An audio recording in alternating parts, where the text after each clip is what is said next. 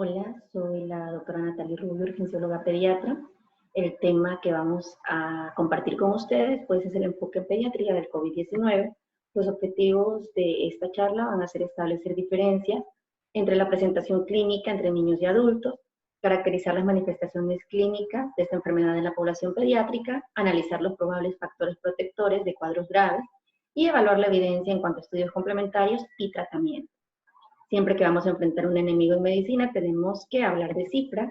Es así que en esta serie de estudios podemos observar cómo la incidencia en niños en diferentes países es bastante similar. En el país donde ocurre el primer brote, reportaron finalmente hasta 2,4% de los niños, y la más llamativa es la de República de Corea con 5,2%. Cuando hablamos de Ecuador, este es el último boletín emitido por el Ministerio de Salud Pública. Es fácilmente observable cómo la relación del grupo etario de pediatría con respecto a los adultos es totalmente diferente, y reportan 588 niños, que corresponden al 2,8% de los casos confirmados, que es muy parecido a lo que han reportado otros países. Y cuando se habla de mortalidad en esos 588 niños, es del 0,68%. Si habláramos de la mortalidad tomando en cuenta todos los casos, pues correspondería al 0,14%. Ahora, en la parte intrahospitalaria, ¿qué hemos evidenciado nosotros? Desde que inicia la pandemia y cuando empezamos a sospechar que los niños que estaban llegando e ingresándose pudieran corresponder a infecciones por SARS-CoV-2, empezamos a recolectarlos. En este corte, que es hasta el 20 de abril, donde tenemos resultados, tenemos 39 pacientes y positivos 13, que corresponden al 33%. En cuanto a la distribución por sexo, observamos que es similar a los reportes dados internacionalmente, donde el sexo masculino predomina, en nuestro caso en un 62%. Nos llamó mucho la atención la distribución que tuvieron nuestros pacientes hospitalizados por el grupo etario, ya que en la mayoría de reportes y series hablan de gravedad y de necesidad de hospitalización en los menores de 1 año, pero nosotros podemos observar que fue bastante uniforme realmente, y lo que más nos llamó la atención fue que este grupo de 14 a 18 años pues no hubo ni un paciente. En cuanto a las comorbilidades, sería fácil pensar que aquellos niños que tengan una patología previa pues serían los que requerirían, en caso de tener infección por COVID-19, hospitalización. Sin embargo, fueron aquellos sin comorbilidades los que predominaron. Quizás porque aún en confinamiento los niños con comorbilidades tengan medidas mucho más estrictas, porque las mamás suelen conocer que siempre están en riesgo y los protegen mucho más.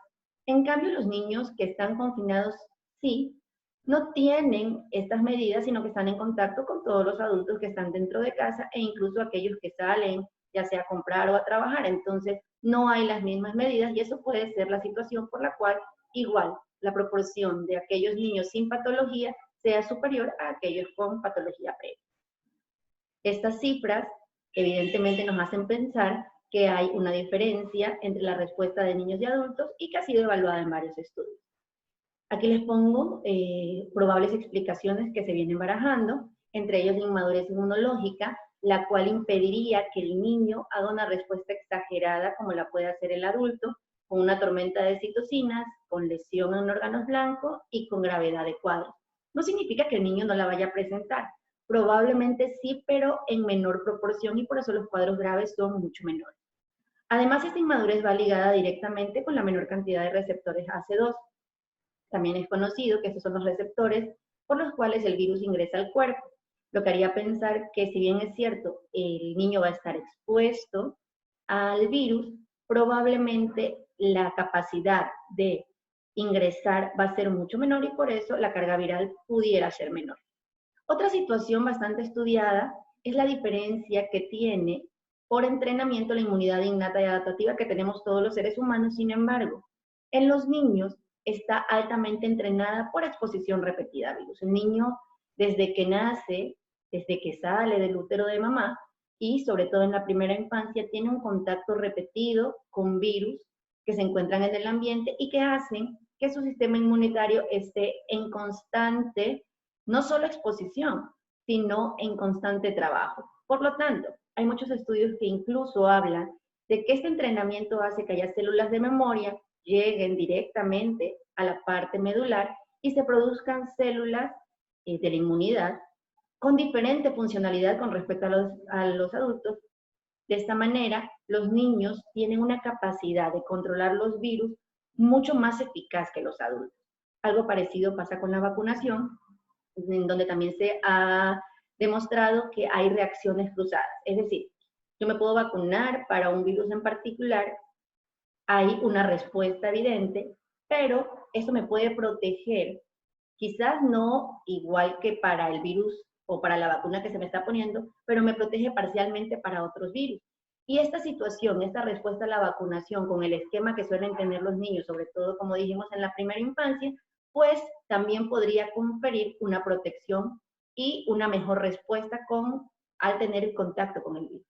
Adicionalmente, lo que se estudió también en los adultos, este ataque a la microcirculación no va a ser el mismo en un paciente que ya tenga una comorbilidad y un daño endotelial previo. Por eso en los adultos se ha comprobado que hay factores de riesgo como la obesidad, como el tabaquismo, como la diabetes, como la hipertensión arterial, y evidentemente tienen daño endotelial previo. Los niños lo tienen menos, vamos a lo mismo, no significa que no los tengan, hay chicos que sí los tienen, pero es mucho menor proporción que el adulto. Este es un gráfico donde vemos los receptores AC2 y en los niños pues vamos a tener menor maduración, menor función y también fallas en la ligadura.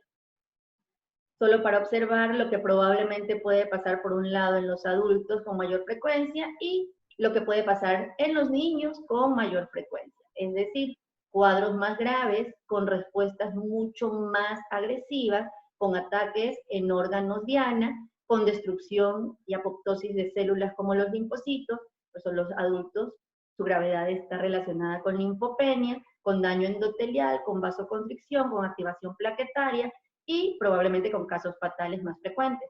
Mientras el niño puede tener una respuesta mucho más controlada y por eso pueden cursar con cuadros asintomáticos y leves. Hincapié en que no significa que los niños no puedan manifestar esto, lo pueden manifestar también y de hecho se han reportado casos graves, pero en mucha menor proporción que en los adultos. Esto nada más para resumir lo que ya venimos hablando.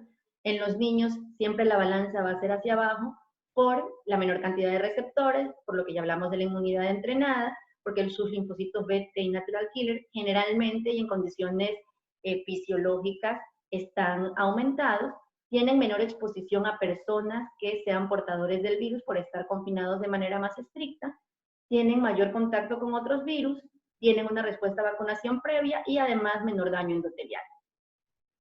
Cuando hablamos de transmisión en los niños, estos son los 4 escenarios más frecuentes. La comunidad efectivamente y la escuela, sin embargo, en el momento que se da aislamiento y confinamiento, estos dos son mucho menos frecuentes y de hecho en la mayoría de estudios hablan que hasta el 90% de los niños se comprueba una transmisión intrafamiliar. El niño generalmente no va a salir a trabajar, va a estar permanentemente dentro de casa y por lo tanto debe haber alguno de los adultos con los que está conviviendo que aunque sea asintomático haya sido el transmisor para estos pequeños. Por otro lado, la transmisión perinatal pues está siendo altamente estudiada porque todavía no hay resultados concluyentes.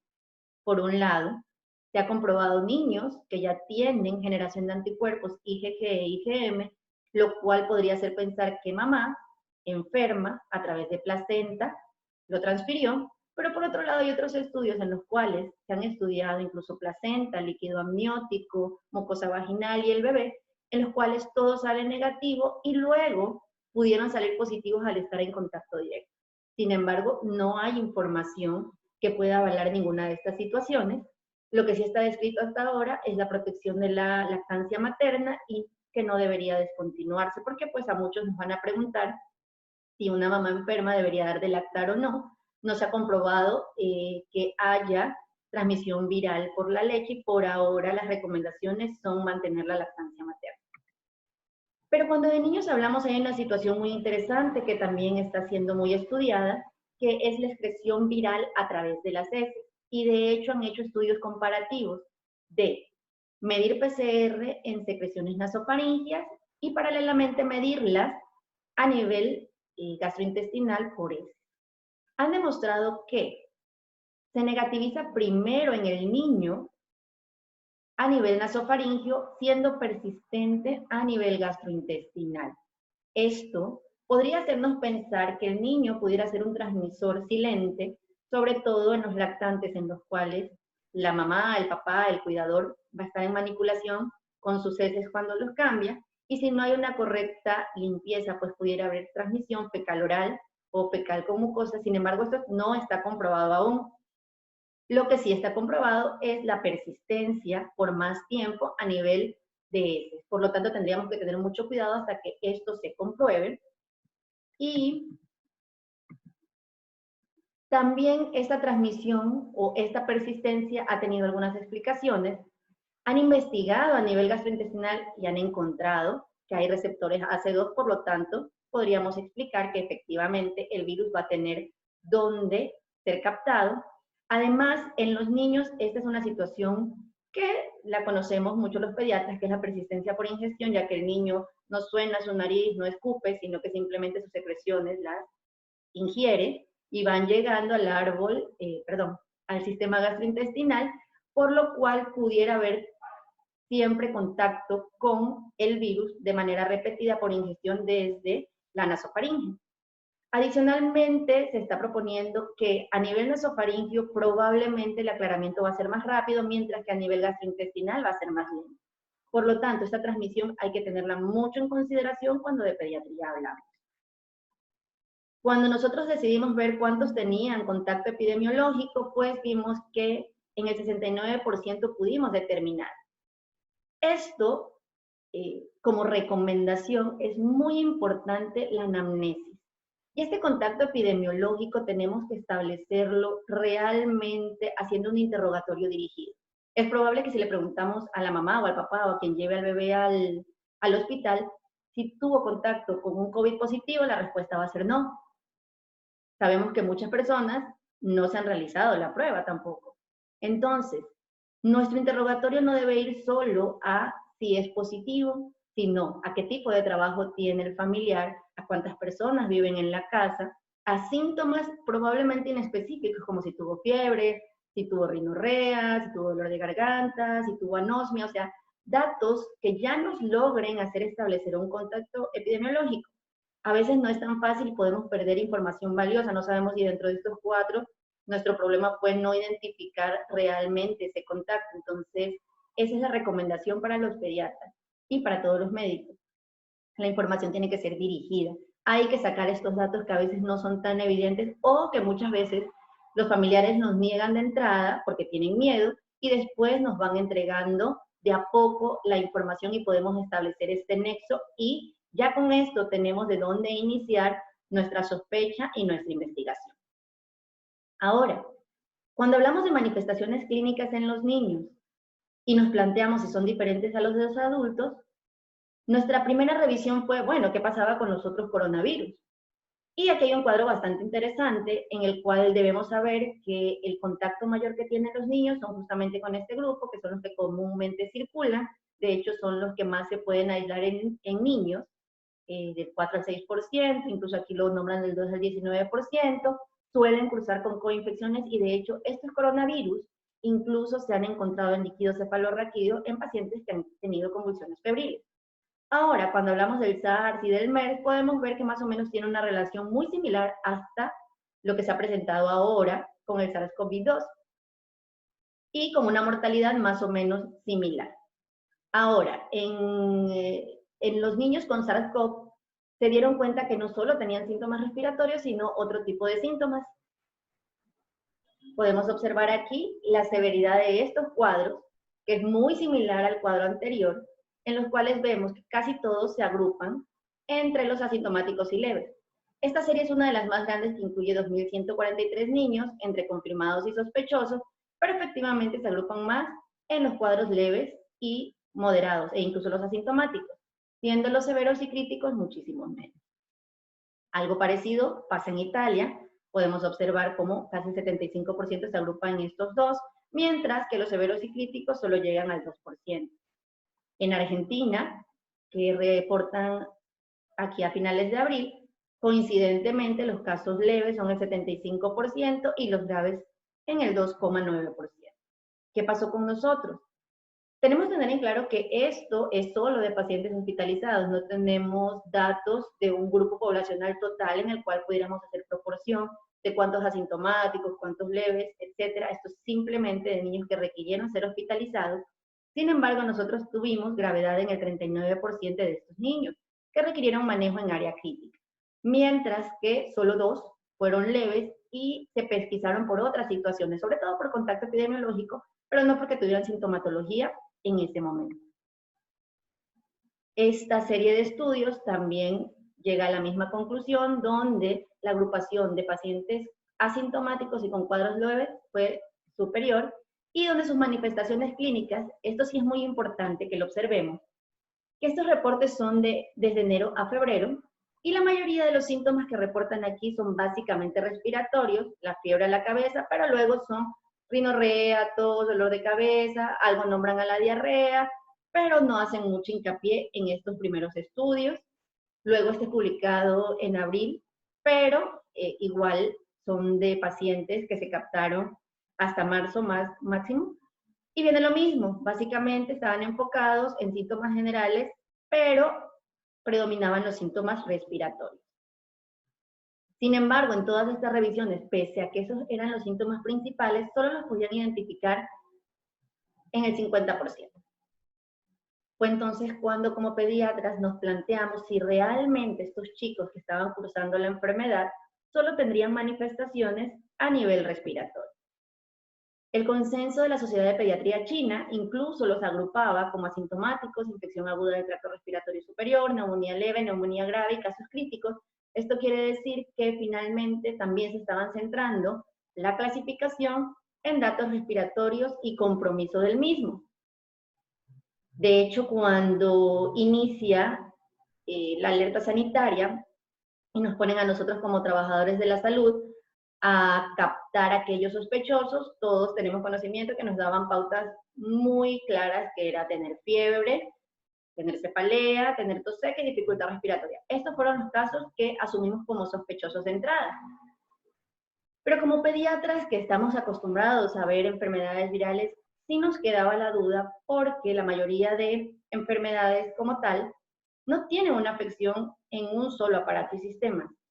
Suelen ser inespecíficas y suelen ser múltiples. Esto no quiere decir que no tenga manifestaciones más llamativas en un aparato y sistema que otro. De hecho, hay virus que tienen mayor compromiso respiratorio, otros que tienen mayor compromiso gastrointestinal, otros neurológico, etc. Sin embargo, no suelen ser únicos.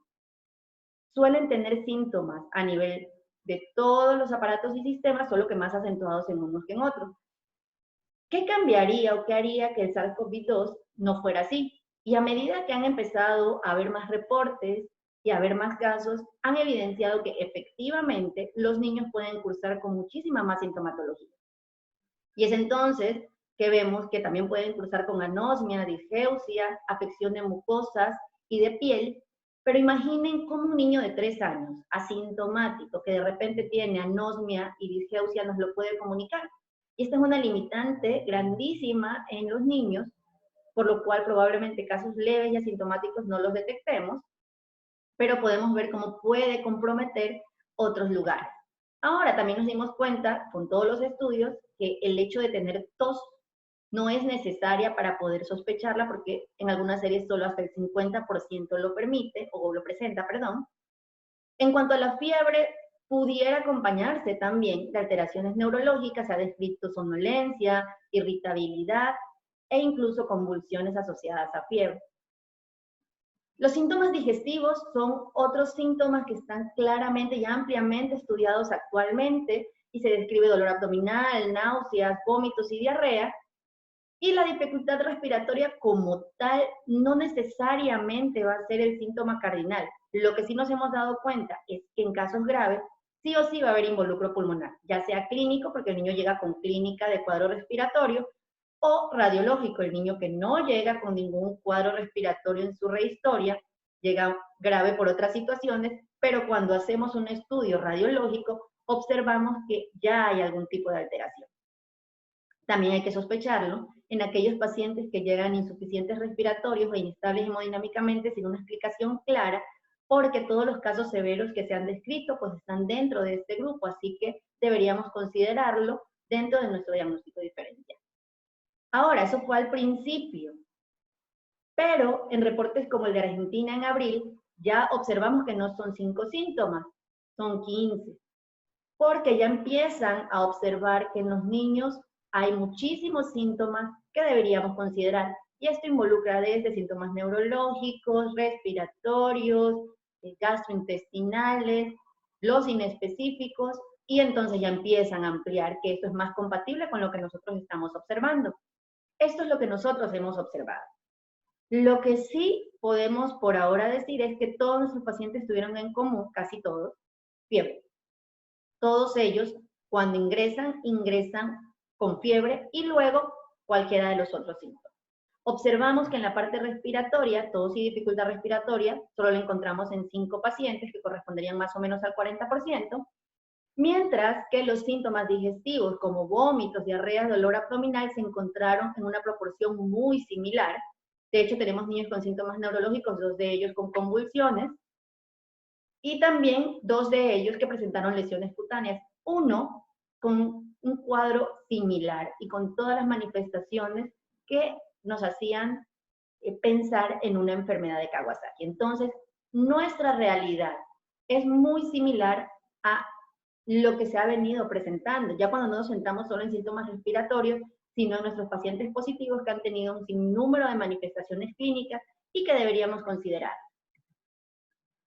De hecho, ya en el Royal College reportan esta situación, una respuesta inflamatoria multisistémica temporal asociada al COVID-19.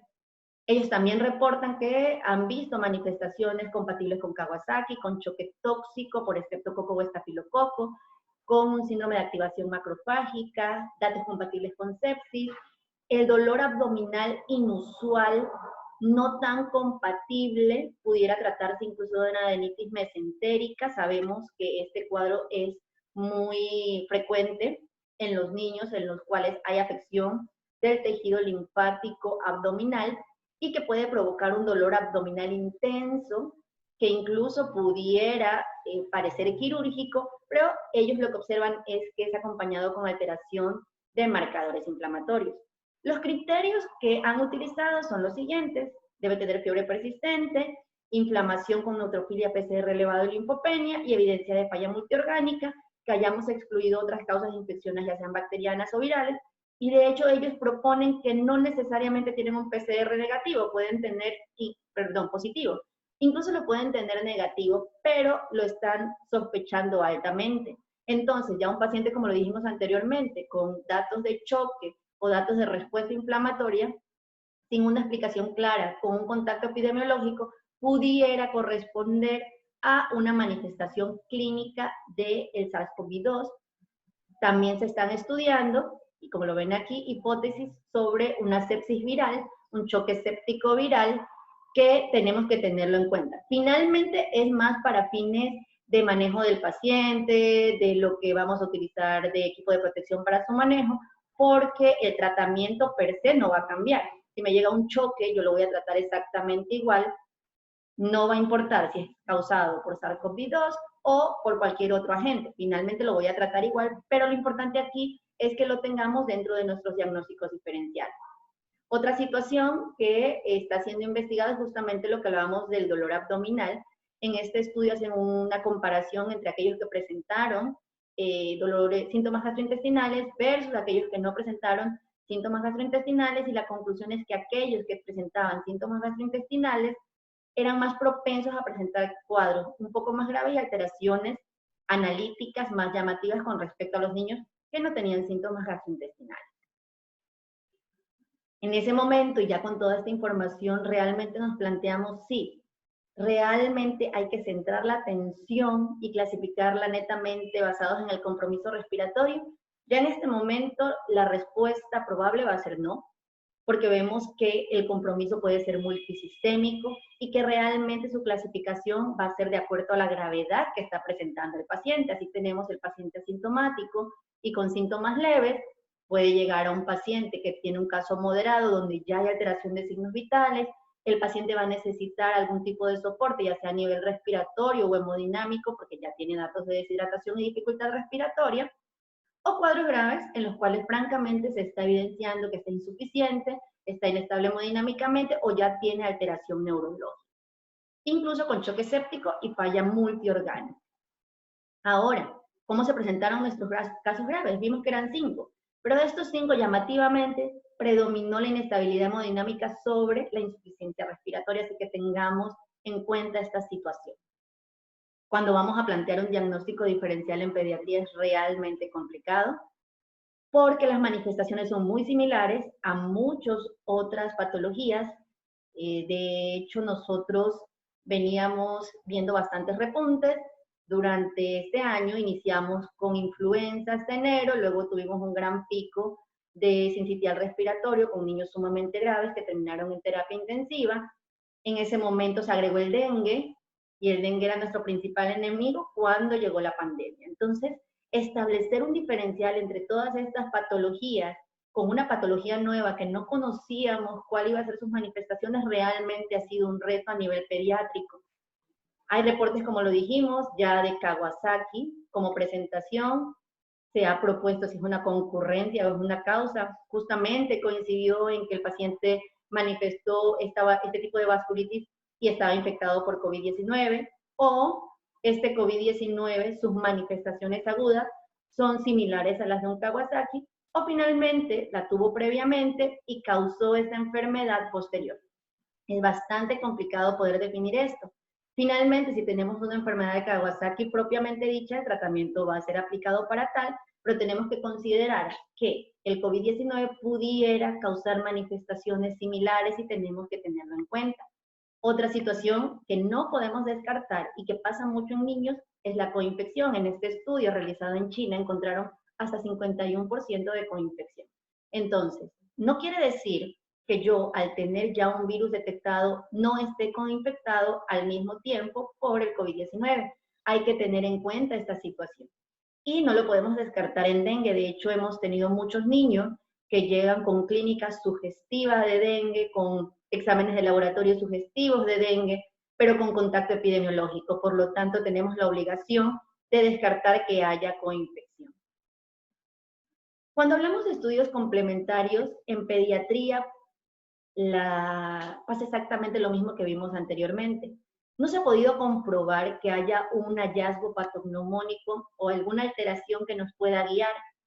De hecho, por ejemplo, en la biometría se reporta que hasta en el 70% de los casos es normal y el otro 15% se reparte totalmente igual. Hay 15% de leucocitosis y 15% de leucopenia. Bastante difícil. En el SARS-CoV-1, la biometría sí estaba alterada y nos podía de alguna manera guiar, pero en el caso del COVID-19 realmente no. La función hepática, que en algunos virus se encuentra elevada, que se encuentra alterada.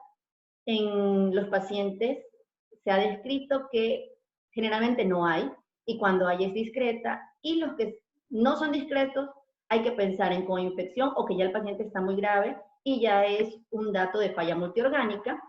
En el caso de los lactantes de fase aguda también es bastante difícil, solo el 15% de los casos de varias series lo reportan como elevado.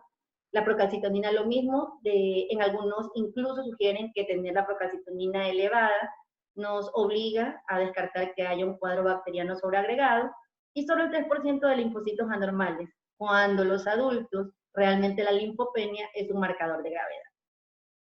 ¿Qué nos hace pensar esto?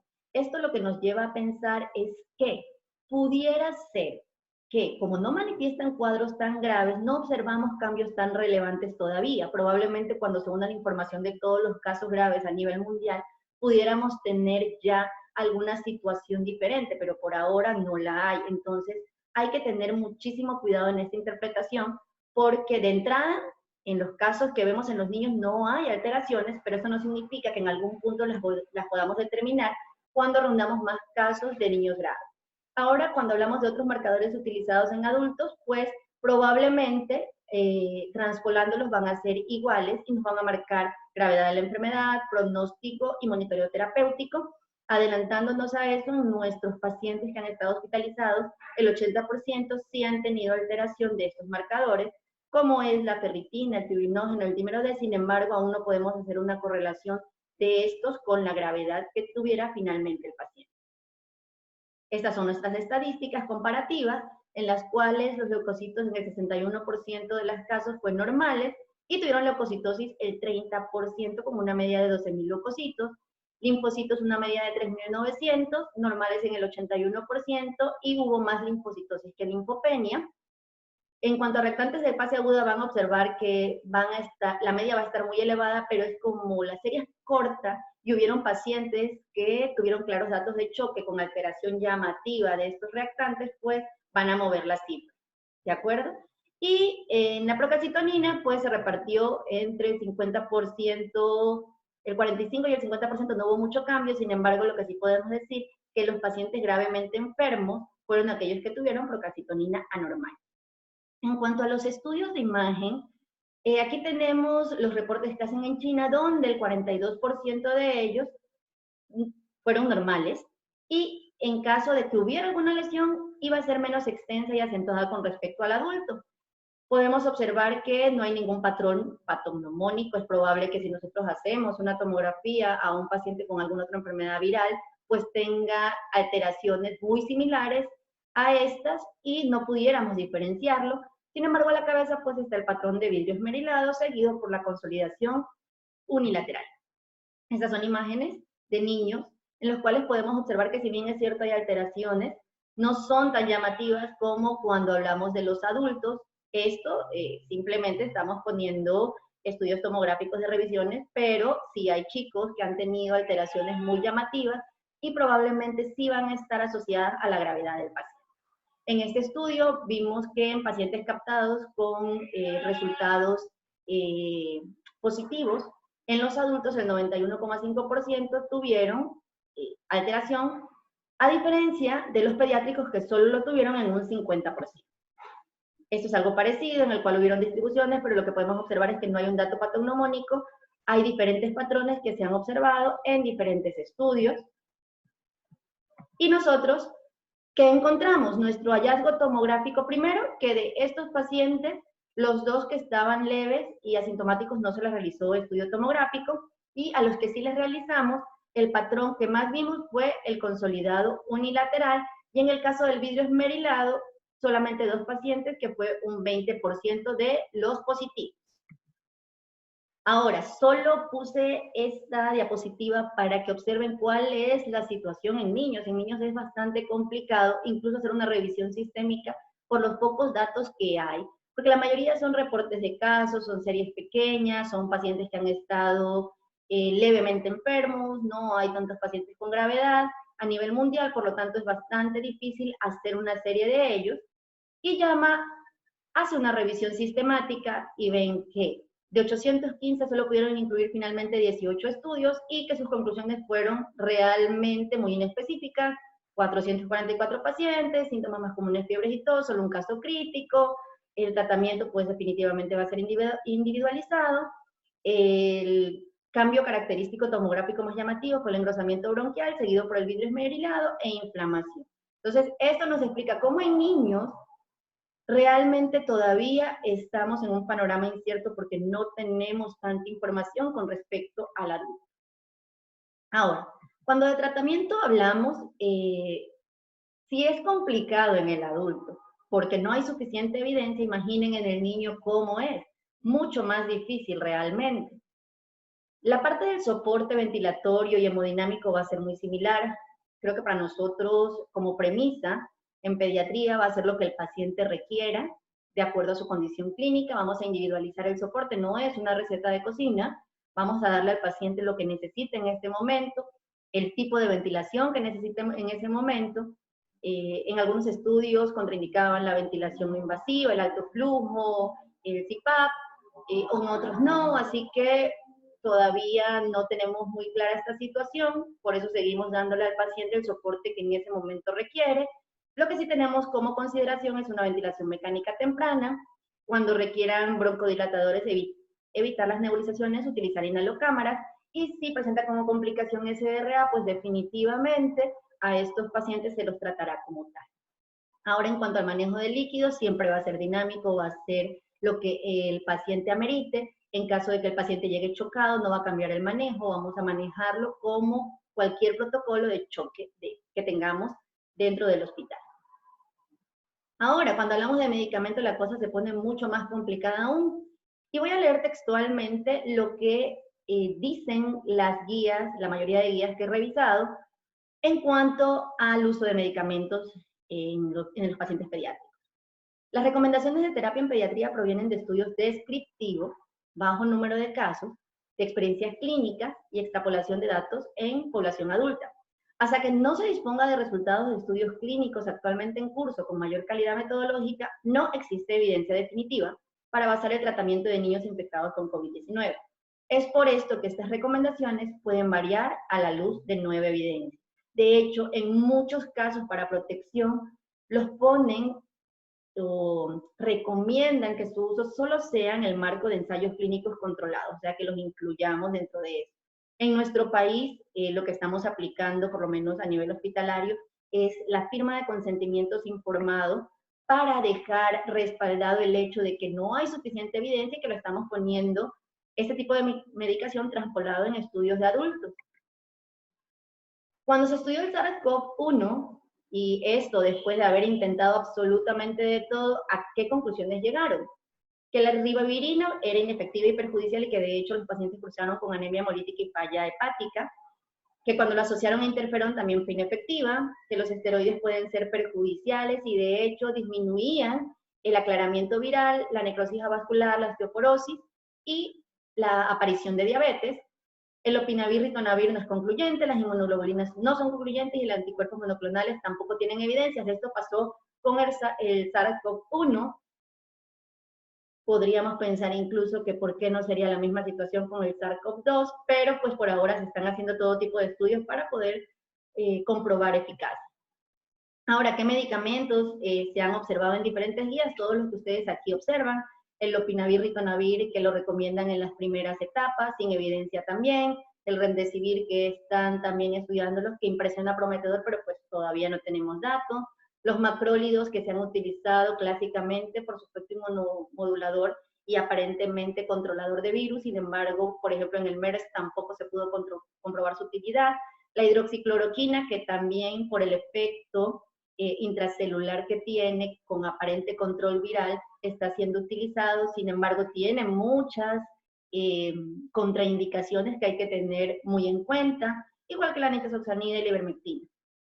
¿Qué recomendamos? Por favor, individualizar las estrategias según la gravedad. Es evidente que en un niño grave o en un paciente grave vamos a intentar colocar cualquiera de ellos con el fin de poder salvar su vida, pero tampoco lo podemos aplicar como repetir como una receta de cocina, sino que tenemos que individualizar qué le puedo dar y sobre todo si el paciente presenta algún tipo de complicación que tenga que tratar, tengo que poner la medicación para tratar dicha complicación. Aquí, por ejemplo, vemos lo del opinavir y ritonavir, en las cuales estos ensayos clínicos randomizados y observacionales pues no muestran beneficio de su uso.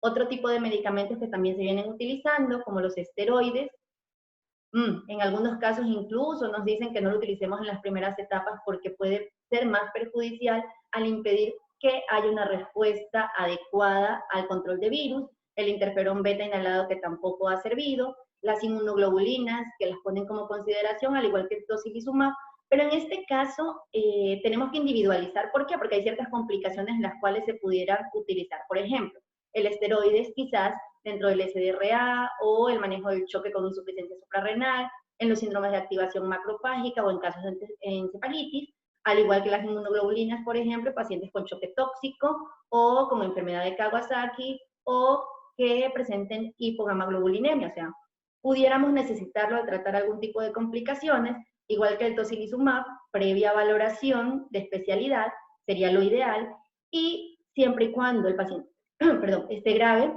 y tenga aumento de interleuquina 6. Igual que en los pacientes adultos se está considerando la tromboprofilaxis, pero eso también tiene que ser manejado por especialidad y considerando las complicaciones que en ese momento esté presentando el niño. Aquí les traigo, por ejemplo, cuadros de algunas sociedades, algunas guías de otros países, en donde vemos que ya recomiendan utilizar la medicación a partir de los casos moderados y graves con alteración radiológica. Al igual, eso fue en España, eso es en Chile, donde también colocan medicaciones en los casos de moderados a críticos. Pero casi todos ellos, la recomendación es hacerlos dentro del marco de un ensayo clínico controlado. Entonces, hay que tomar esta consideración, recordar los efectos adversos y hacerlo dentro del marco legal, explicando a los padres su utilización y los probables efectos adversos. Esta es una condensación de la terapéutica que pudiéramos utilizar, donde observamos que están todas las medidas de soporte y la medicación siempre va a ser experimental. Por eso las conclusiones que tenemos en este momento es que los niños tienen probablemente igual capacidad de contagio, pero menor desarrollo de la enfermedad, que la vía de transmisión fecal puede perpetuar el contagio y tenemos que tener mucho cuidado, que las manifestaciones clínicas pueden ser sistémicas y menor compromiso del aparato respiratorio que en adultos. No hay evidencia en cuanto a estudios complementarios, sin embargo van a poder servir para establecer gravedad, y que no hay evidencia tampoco para respaldar algún tipo de tratamiento. Yo les agradezco mucho el tiempo que han estado aquí escuchando la charla. Recordar que los niños pues son lo que nos motivan a nosotros como pediatras, y ver cómo siempre hay alguna estrategia para cuidarlos a ellos. Aquí está mi correo por si tienen alguna pregunta. Recordemos que vencer el coronavirus es trabajo de todos en nuestras diferentes especialidades. Mucha suerte para todos nosotros y abrazos para todos los hermanos ecuatorianos.